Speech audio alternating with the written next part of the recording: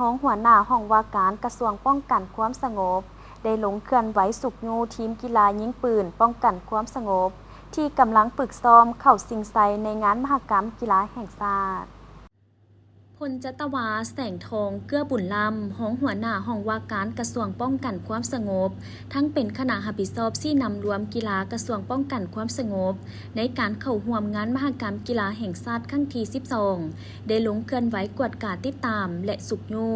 การฝึกซ้อมของนักกีฬายิงปืนป้องกันความสงบอยู่ศูนย์ฝึกซ้อมสนามกีฬาฝึกซ้อมยิงปืน5 เมษายนในวันที่14 ตุลาคม 2025โดยมีทานพุทธสนสุขอรุณหัวหน้าอำนวยการสนามฝึกซ้อมยิงปืน5 เมษายนทั้งเป็นครูฝึกทีมยิงปืนกระทรวงป้องกันความสงบมีบรรดาคณะรับผิดชอบครูฝึกนักกีฬาเข้าร่วมพลจัตวาแสงทองเกื้อบุญลำได้ให้สัมภาษณ์ต่อทีมข่าวกระทรวงป้องกันความสงบว่ากระทรวงป้องกันความสงบก็คือคณะรับผิดชอบทัพนักกีฬากระทรวงป้องกันความสงบแม้นได้ลงเคลื่อนไหวติดตามกวดกา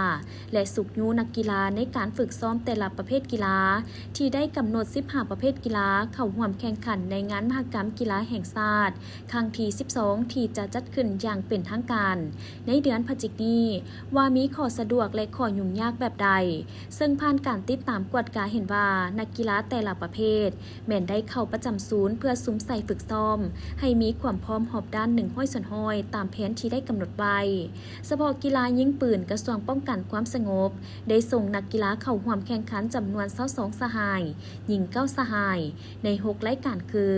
ประเภทปืนสั้น IPSC รายการโปรดักชันปืนสั้น IPSC รายการสแตนดาร์ดปืนสั้นแก็บกลางระยะ15 เมตรปืนสั้นแก็บกลางระยะ25 เมตรปืนสั้น25 เมตรขนาด22และปืนยาวทานอน50 เมตร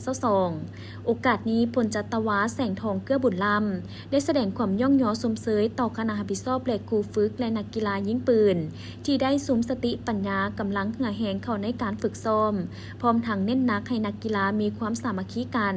รักษาสุขภาพให้แข็งแรง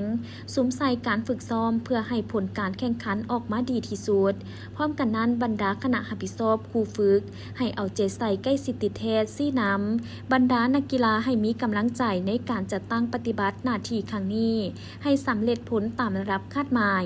ญาติได้ผลงานที่ยิ่งใหญ่และเรียนค้ำให้ได้หลายกว่าเก่า